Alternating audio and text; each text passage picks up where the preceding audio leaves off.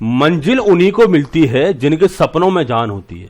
मंजिल उन्हीं को मिलती है जिनके सपनों में जान होती है, और पंखों से कुछ नहीं होता, हौसलों में उड़ान होती है। स्वागत है दोस्तों आपके अपने चैनल CS प्रीति सिंह क्लासेस में।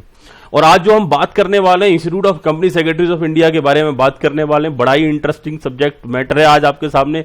जिस इंस्टीट्यूट से आप कहीं ना कहीं कोई CS कोर्स कर रहे हैं, उसी इंस्टीट्यूट के बारे में आपको जानने का मौका मिलेगा, और आज बहुत सारे आपके क्वेश्चंस के आंसर भी यहां पर मिल जाएंगे।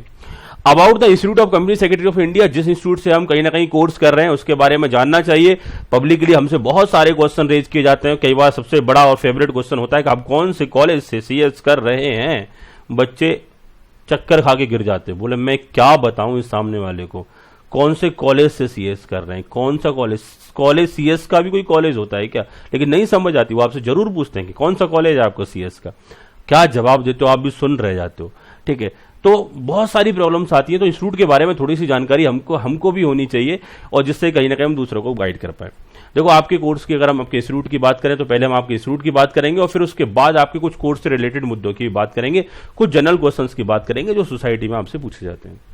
About the institute of company secretaries of India की अगर हम बात करते हैं, the institute of company secretaries of India ICSI की अगर मैं बात करूं, is the only word use किया गया बेटा, only recognized professional body in India. मतलब इसके अलावा और कोई नहीं है। जैसे होता है ना, थोक के भाव में इंजीनियरिंग कॉलेज खुले होते हैं, तो कहीं से भी इंजीनियरिंग कर सकते हो, लेकिन यहां ऐसा नहीं कि उठा के आप कहीं से भी CS कर लिया आपने, चलो आप आज हम CS कर लेते हैं अपने पर्टिकुलर डिस्ट्रिक्ट में मेंशन कॉलेज से, ऐसे नहीं कर पाओगे आप। CS के लिए ओनली रिकॉग्नाइज्ड प्रोफेशनल बॉडी है, जो कि इंडिया में एक ही बॉडी है, to develop and regulate the profession of the company secretaries in India. और यही अकेली एकमात्र बॉडी ही कहीं ना कहीं सारे इंडिया में CS प्रोफेशन को रेगुलेट करती है, डेवलप भी करती है।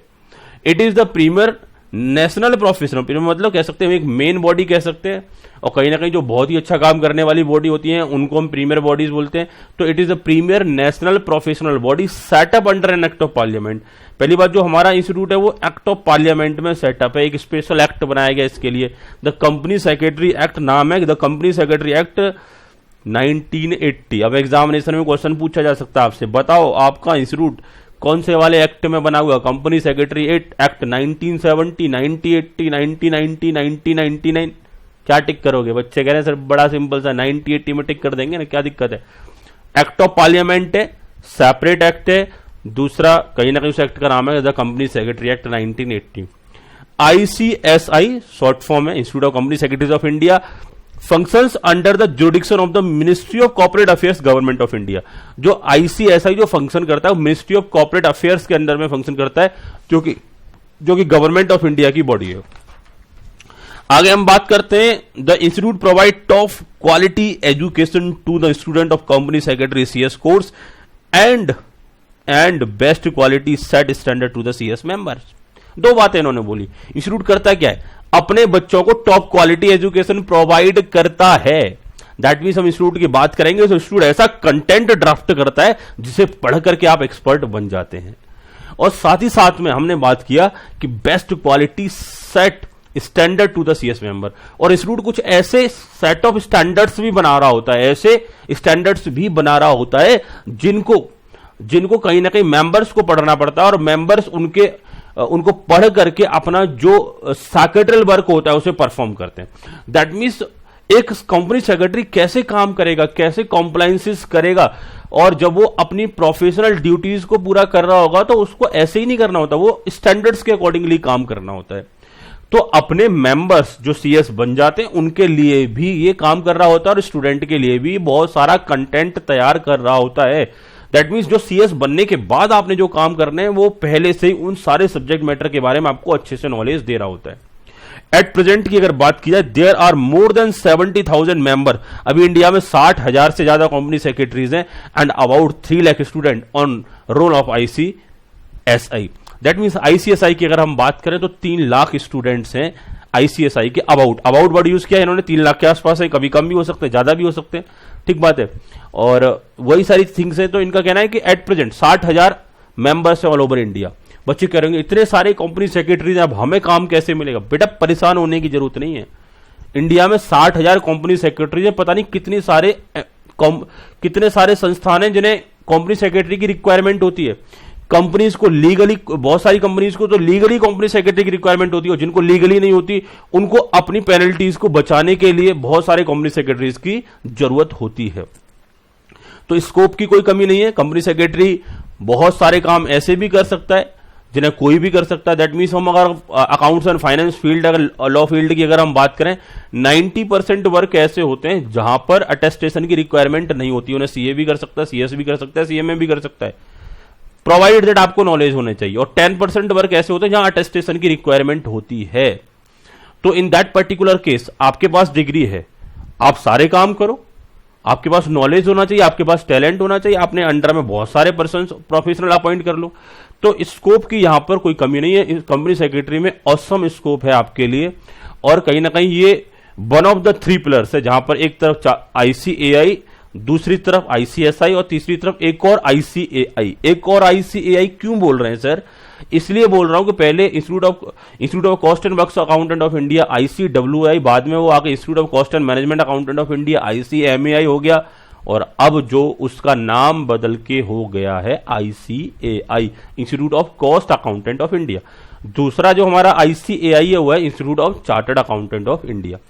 तो chartered accountant, cost and management accountant, जो कि आज के टाइम में उसे भी सीए ही बोला जाता है, उसको भी सीए ही बोला जाता है, लेकिन मैं उसे सीएमए बोल के चल रहा हूं डिफरेंशिएशन के लिए। तो सीए, सीएमए और सीएस, ये 3 पिलर्स होते हैं, यही सारा अकाउंट्स एंड फाइनेंस फील्ड को डील करते हैं। अब सारे काम सीए भी नहीं कर सकता, उसको भी राइट नहीं है। अगर मान के चलो हम कहीं ना कहीं कॉम्प्लायंसेस से रिलेटेड अटेस्टेशन कराएं तो वो सीए से नहीं करा सकते। कॉम्प्लायंसेस के ज्यादातर अटेस्टेशन किसको पावर दी गई है? सीएस को दी गई है। ऑडिट एंड अकाउंट से रिलेटेड जितनी भी पावर दी गई है वो सीए को दी गई है। कॉस्ट ऑडिट से रिलेटेड जो पहले पावर हुआ करती थी सीए के पास भी, सीएमए के पास भी, अब उसको डेडिकेटेड फॉर सीएमए कर दिया गया है। ठीक है, तो ये जो पावर है डिफरेंट अलग अलग बांटी गई है, लेकिन उसके बावजूद भी बहुत सारे काम ऐसे हैं जो कॉमनली कोई भी कर सकता है, जहां कोई अटेस्टेशन की जरूरत नहीं होती। तो मैं आपसे कह रहा हूं कि जो आईसीएसआई अपने आप में जो वन ऑफ द 3 पिलर्स है, जो कि 3 डिफरेंट पिलर्स हैं, उनमें से एक मेन पिलर्स रहेगा। और आईसीएसआई से डिग्री लेने के बाद आपको आपकी एक बहुत अच्छी रिकॉग्निशन हो जाती है। आप खुद सोचो कि 125 करोड़ देशवासी, जैसा कि हमारे मोदी जी कहते हैं, अब वो 130 करोड़ के आसपास हो गए। ठीक है, तो 130 करोड़ देशवासियों में से मात्र 60,000 लोगों की कैटेगरी में जब आप आओगे तो आपका स्टेटस क्या से क्या हो जाएगा। बात समझ पा रहे हो ना? तो हम यहां बात कर रहे हैं बच्चों, ICSI has its headquarter at New Delhi. ये क्वेश्चन एग्जाम में आ सकता है कि बताओ आईसीएसआई का हेडक्वार्टर कहां पर है? आईएसआई मत बोल देना, गड़बड़ हो जाएगी। आईसीएसआई मतलब institute of company secretaries of India. ICSI का हेडक्वार्टर कहां पर है? न्यू दिल्ली।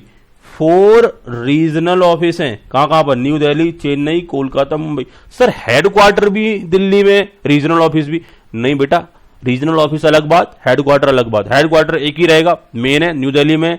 रीजनल ऑफिस की बात करें, Delhi, Chennai, Kolkata and Mumbai, 4 regional office रहेंगे। तो ये क्वेश्चन आपसे पूछा जा सकता है कि आईसीएसआई के 4 रीजनल ऑफिस कौन से हैं या हेडक्वार्टर कहां पर है, ऐसा क्वेश्चन आपसे पूछा जा सकता है। 1 ICSI centre for corporate governance research and training, CCGRT, Navi Mumbai.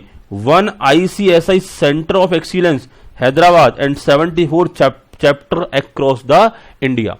इनका कहना है कि जब हम बाकी सारे अदर सेंटर्स की बात करेंगे तो centre of corporate governance research and training, CCGRT कहां पर है? नवी मुंबई में। 1 आईसीएसआई सेंटर ऑफ एक्सीलेंस कहां पर है? हैदराबाद में। इसके अलावा 74 चैप्टर्स हैं, जो आईसीएसआई के चैप्टर्स हैं वो कहां पर है? अक्रॉस द इंडिया, जगह जगह पर मिलते होंगे। हो सकता है आपकी नजदीकी सिटी में भी हो, डिफरेंट सिटी से आप बच्चे पढ़ते हो, आपके आसपास भी कोई ना कोई आईसीएसआई का चैप्टर हो सकता है। अगले मुद्दे की तरफ चलता हूं मैं। ICSI have been contributing to the initiatives of. ICSI की अगर हम बात करेंगे तो ICSI has been contributing to the initiatives of the government of India that have potential to excel the social economic growth of India.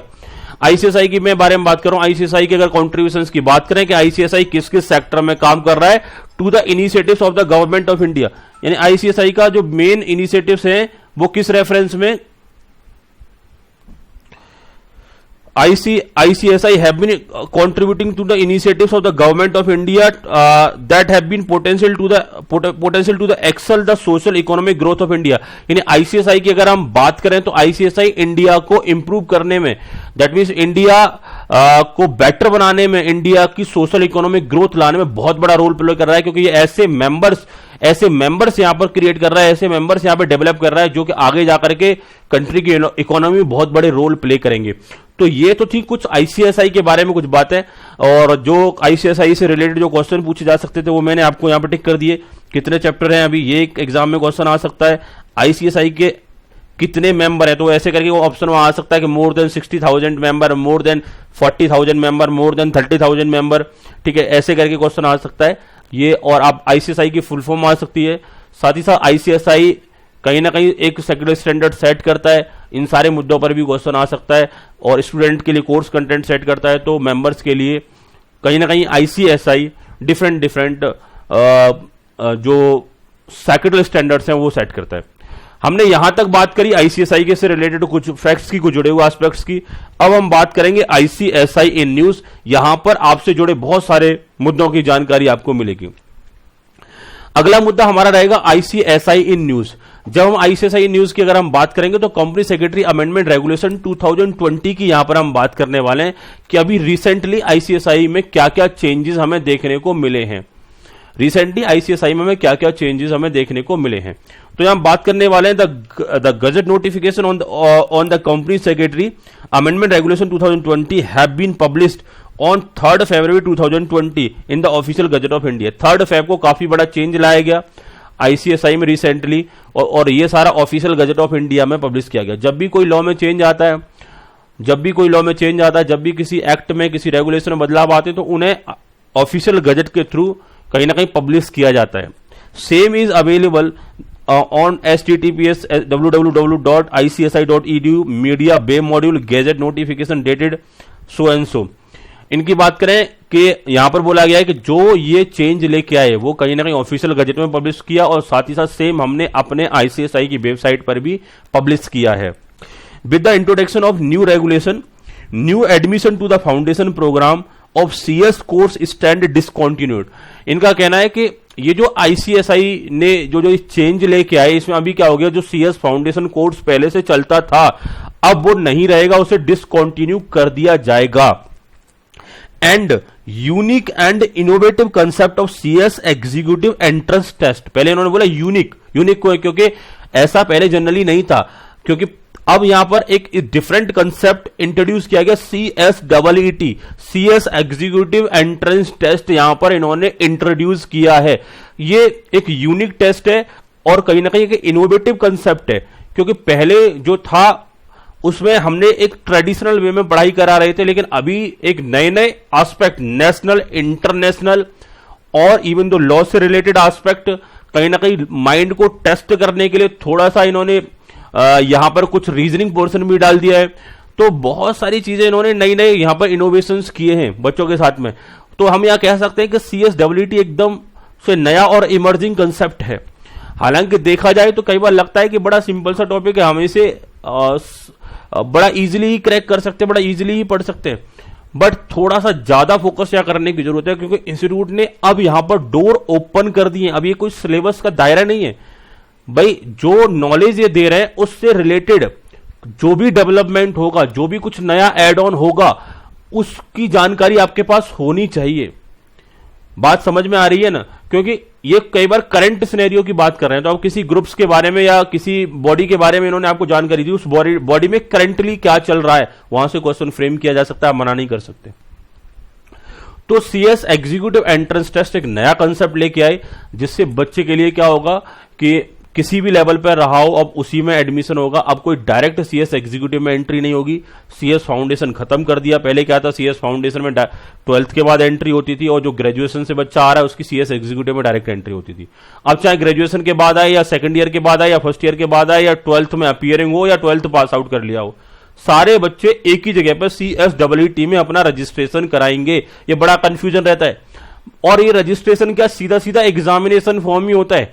ICSI में CSEET में registration ही अपने आप में एक एग्जामिनेशन फॉर्म होता है। रजिस्ट्रेशन आपने करा दिया, डायरेक्ट एग्जाम के लिए एलिजिबल हो गए, कुछ भी करने की जरूरत नहीं है। बड़ा सिंप्लीफाइड प्रोसीजर कर दिया है। पहले क्या था, CS फाउंडेशन में रजिस्ट्रेशन अलग कराओ, वहां 5,700 समथिंग अगर अलग लगता था, 1,200 रुपए का एग्जामिनेशन फॉर्म अलग से भरो। तो बड़ा ही सिंप्लीफाइड प्रोसीजर आप लोगों के लिए कर दिया है। तो यहां बात करें, with the introduction of the new regulation, new admission to the foundation program of CS course, a stand discontinued and unique and innovative concept of the CS executive entrance test seat has been introduced for the admission in the CS executive program. अब जो CS executive program में जाएगा वो पहले CSEET clear करके आएगा।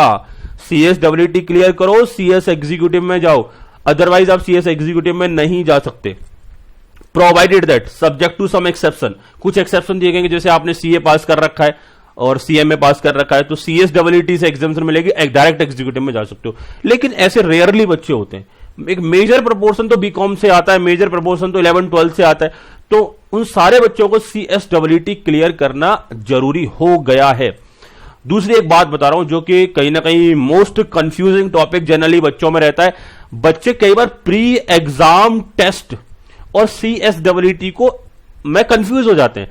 Confuse होने की बिल्कुल भी जरूरत नहीं। जो नए बच्चे हैं जो इस कोर्स से जुड़ रहे हैं, बच्चों, प्री एग्जाम टेस्ट एक ऑनलाइन कंप्यूटराइज टेस्ट है, वो आपको अपने घर बैठ करके देना पड़ता है। CSEET ICSI के जो प्रिस्क्राइब्ड सेंटर्स होते हैं वहां जाके देना पड़ता है। दोनों में अंतर है। वो जो प्री एग्जाम टेस्ट है वो आपकी प्रिपरेशन का, ऐसे ही कह सकते हो आप, होम टेस्ट है। आप खुद अपने आप को टेस्ट कर रहे हो, वो उसका कोई मार्कशीट नहीं बनता। बस वो है कि अगर आपने प्री एग्जाम टेस्ट क्लियर कर दिया तो आप एग्जामिनेशन के लिए एग्जाम फॉर्म भर सकते हो। तो प्री एग्जाम टेस्ट होता है कहीं ना कहीं CSEET क्लियर करने के बाद, जब आप CS एग्जीक्यूटिव में आ चुके होते हो, तब एग्जीक्यूटिव में आ गए, पढ़ाई कर रहे हैं, अपनी नॉलेज को टेस्ट करने के लिए बीच बीच में ऑनलाइन टेस्ट दे के देख लो, that is known as pre exam test. लेकिन CSEET की बात करें तो CS एग्जीक्यूटिव में एडमिशन लेने से पहले का ही टेस्ट है। इसमें रजिस्ट्रेशन कराना है, कंप्यूटर बेस्ड एग्जामिनेशन होगा आपका, यह भी कंप्यूटर पर होगा, लेकिन ये आपके घर पर नहीं होगा, आपने एक सेंटर पर जाना होगा। जहां पर भी आपने फॉर्म भरते टाइम पर जिस भी सेंटर का सिलेक्शन किया, उसी सेंटर पर इस पर्टिकुलर कहीं ना कहीं CSEET का एग्जाम होगा। CSEET के बारे में कुछ बच्चे और खुद थोड़ा सा कंफ्यूज रहते हैं। उन्हें जैसे एक CS फाउंडेशन में एक हुआ करता था ऑनलाइन ओरिएंटेशन, तो CSEET का बच्चा पूछता है कि क्या ऑनलाइन ओरिएंटेशन करने की भी जरूरत है क्या? जी साहब, नहीं, बिल्कुल नहीं। CSEET वाले बच्चों को ऑनलाइन ओरिएंटेशन जाकर के नहीं करना, वो फाउंडेशन को करना हुआ करता था। क्लियर हो गया? CSEET बड़ी सिंप्लीफाइड प्रोसीजर है, सिर्फ एग्जाम फॉर्म भरो, डायरेक्टली 1,000 रुपए से 1,000 फीस चल रही है और सीधा एग्जामिनेशन के लिए तैयार हो जाओ। आपको कोर्स कंटेंट, आपको वेबसाइट से आप ये जो कंटेंट है डाउनलोड कर सकते हो इनका। साथ ही साथ अगर आपको क्लासेस वगैरह चाहिए तो हर मोड में हमारे पास आपको क्लासेस अवेलेबल है। हम आपको ऑनलाइन क्लास भी प्रोवाइड कराते हैं और साथ ही साथ में हम आपको फेस टू फेस क्लासेस भी प्रोवाइड कराते हैं। दोनों मैनर में आपको क्लासेस यहां पर अवेलेबल होता है। तो ये जो CSEET का जो कोर्स रहेगा, कंपनी सेक्रेटरी रेगुलेशन 2020 में 3 फेब से लॉन्च किया। अब बच्चा कह रहा है मैंने तो 2 फेब को ही रजिस्ट्रेशन कराया था CS फाउंडेशन में। भाई साहब, आप CS फाउंडेशन में रजिस्टर्ड हैं, दिसंबर में जाके एग्जामिनेशन देंगे। बात क्लियर है?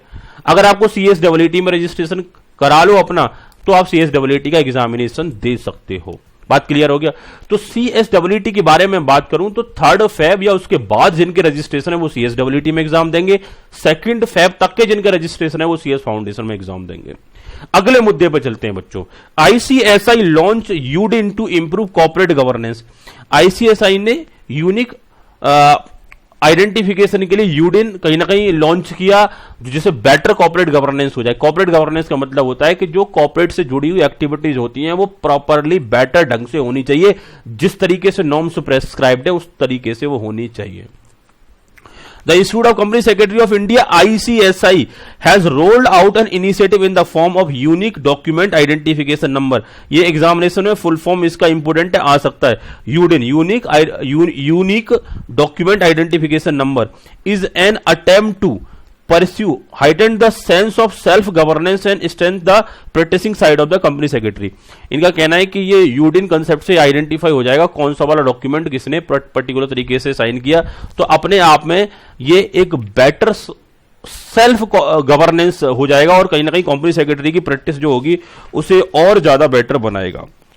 UDIN will provide ease of maintaining register of the attestation and certification services.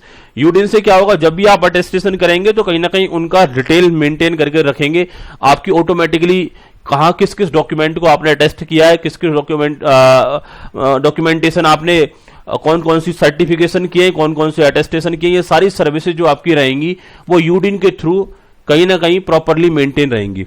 आगे हम बात कर रहे हैं, it will prevent the counterfeiting of the various attestation and certification beside the insuring compliance with regard to the ceiling on the number of certifications and attestation.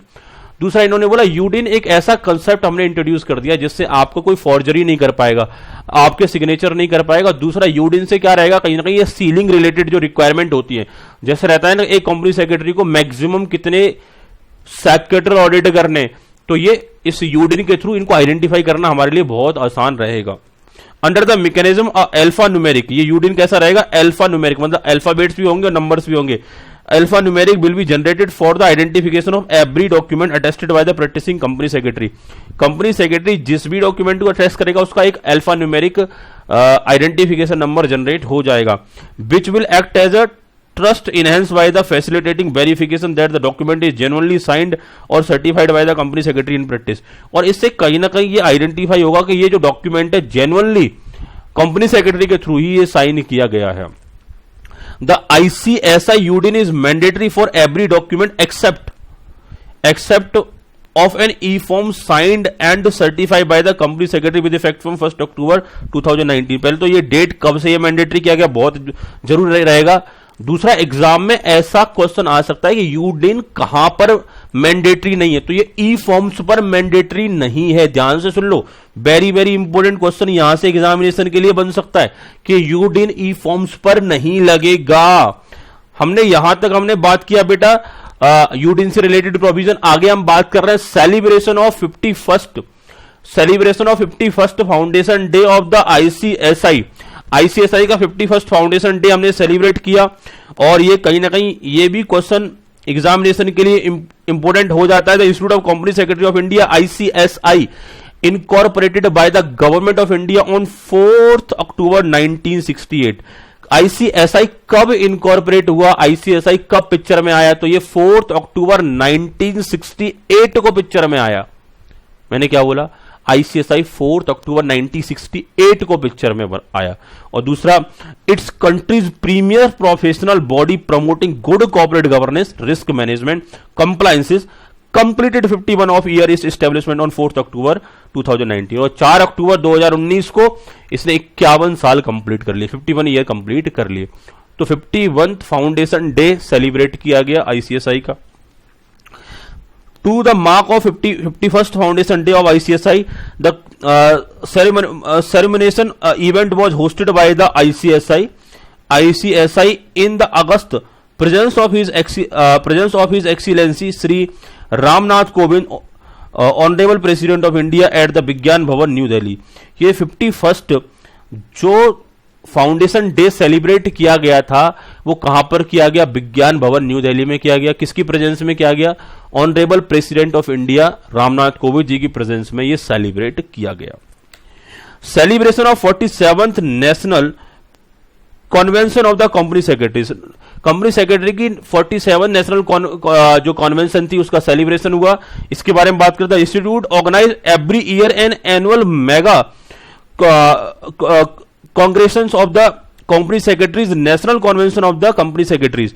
That means हम बात कर रहे हैं आईसीएसआई की, अगर हम बात कर रहे हैं तो जो institute of company secretaries of India organise करता है एवरी ईयर एक annual mega congressions of the company secretaries, national convention of the company secretary, यानी जितना ऑल ओवर इंडिया जो कंपनी सेक्रेटरी होते हैं उनका एवरी ईयर एक एनुअल मेगा कांग्रेशन सेलिब्रेट किया जाता है।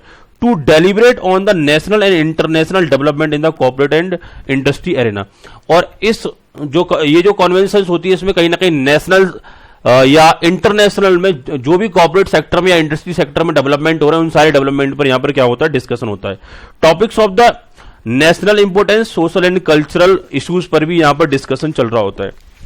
आगे हम बात करें अगर हम आगे बात करें इस पर्टिकुलर कॉन्वोकेशन की, तो exemplified role of the professional in carrying forward the legacies of the system process aligning with the growth mantra। कहीं ना कहीं इन्हीं सारे कॉन्वोकेशन में यह भी बात किया जाता है कि जो एग्जाम्पलीफाइड रोल ऑफ प्रोफेशनल्स, हमको ऐसे कौन कौन से रोल प्ले करने चाहिए, किस तरीके से हमें काम करना चाहिए, हमारा काम करने का तरीका क्या होना चाहिए, जिससे कहीं ना कहीं हमारी कंट्री एज अ होल को ग्रोथ मिले, वो सारे तौर तरीके भी ऐसी कन्वेंशन में डिस्कस किए जाते हैं। This year 47th national convention of the company secretaries on empowering new India reform perform transform is being organized during the November 14-16 2019 at JECC Jaipur.